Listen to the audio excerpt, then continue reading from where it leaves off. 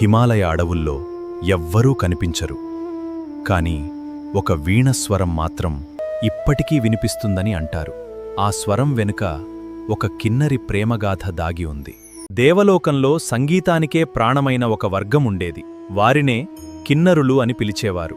వారిలో అత్యంత అందమైన వీణా విదుషి చంద్రవీణ. చంద్రవీణ.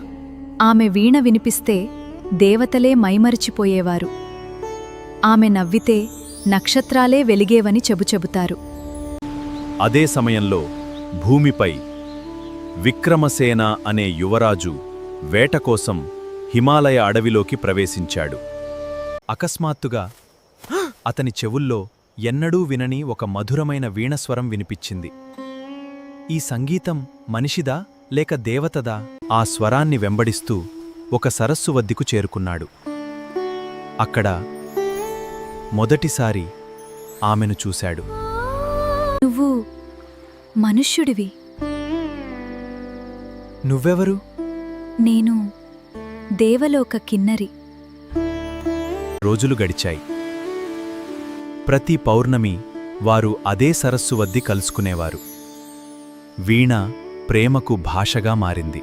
కాని దేవలోకానికి ఒక కఠినమైన నియమముంది. దేవకన్య మానవుణ్ణి ప్రేమించకూడదు. చంద్రవీణ, ఇది ధర్మవిరుద్ధం. ఇప్పుడే భూమిని విడిచిరా. చివరిసారి ఆమె యువరాజును కలిసింది. మన ప్రేమ కాలానికి ఓడిపోవచ్చు, కాని నా సంగీతం నిన్నెప్పుడూ విడిచిపోదు. నిన్ను వదిలి నేనెలా బ్రతుకుతాను? అంతే. ఆమె వెన్నెలల్లో నెమ్మదిగా కాంతిగా మారిపోయింది. ఆ రోజునుంచి ఆమె ఎవరికీ కనిపించలేదు.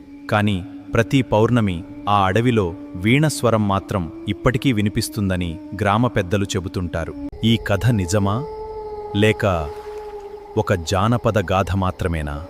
అది ఎవరికీ తెలియదు. మీరేమనుకుంటున్నారు? ఈ కిన్నరి ప్రేమగాథ నిజంగా జరిగిందా? మీకు తెలిసిన కథలు లేదా అభిప్రాయముంటే కామెంట్లో తప్పకుండా చెప్పండి.